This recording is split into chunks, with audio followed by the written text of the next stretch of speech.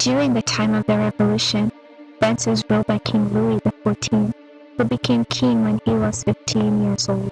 The Queen, Marie Antoinette, was also young and did not bear King Louis a child due to King Louis's shyness.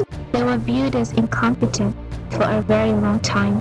The French Revolution was one of those revolutions that change everything, but yet everything stays the same. It significantly changes the church, the government, and individual lives. The Catholic Church lost its power. The government came under the control of the people. The French people died by the thousands.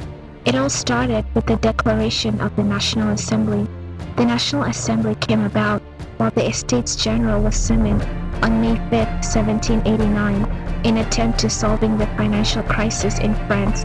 The Estates General was a representative group of all three estates. The first estate, the clergy, the second estate, the nobility, and the third estate, the common people.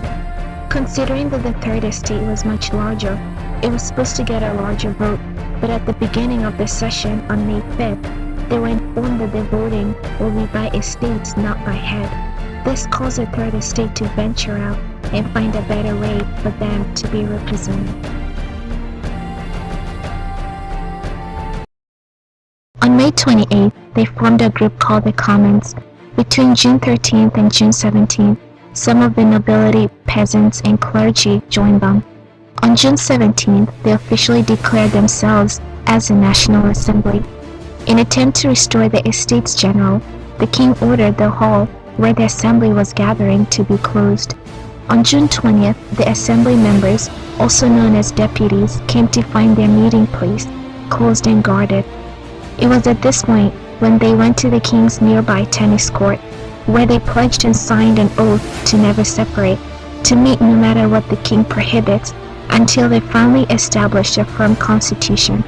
By July 9, the king had reached a small agreement with the assembly, which was now called the National Constituent Assembly.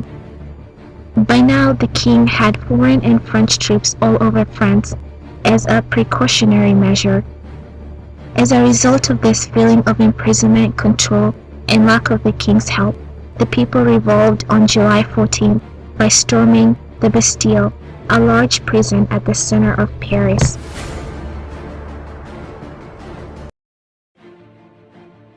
The economy was terrible at this point, and the people needed help from the king, but he did not help them, so they decided to take matters into their own hands. By storming the Bastille, they were able to demolish it and sell the bricks. At this point into the revolution, the king did not do much to stop the uprising. The mob of people who stormed the Bastille also tortured and beheaded the governor, overseeing and protecting the prison. They also tortured and beheaded Joseph Follin, a hated minister of the king's household. On August 4, 1789, the assembly established a new constitution, reducing the king's power. Now the king was no longer a king by divine right, but a king by the will of the citizens. It was at this point that the king decided to move to Versailles to avoid everything. Now rumors about the king and queen began to spread. People were drawing and publishing images of the king and queen left and right. The biggest of the rumors was one stating that the king and queen were having parties with their royals in Versailles, and the queen stated, "Let them eat cake," when speaking about the hunger of the citizens of France. This statement was very negative coming from the queen because the citizens were starving. This made the queen look even more detached from the public.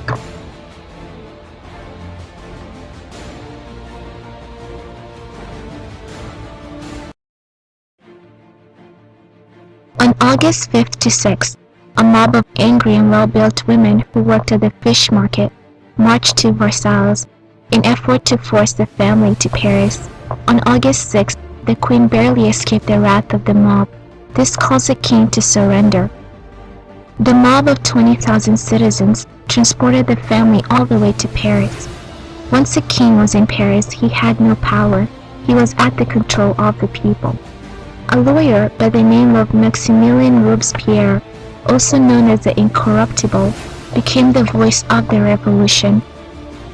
This began the Reign of Terror, and because of the guillotine national razor, People who did not agree with him were beheaded. These people included nobles, priests, and common people. No one was safe from Robespierre. On June 20th and 25th, 1791, the royal family attempted to escape the Queen's family in Austria, but they were captured and deemed untrustworthy. On January 21st, 1793, the king was beheaded under Robespierre's orders.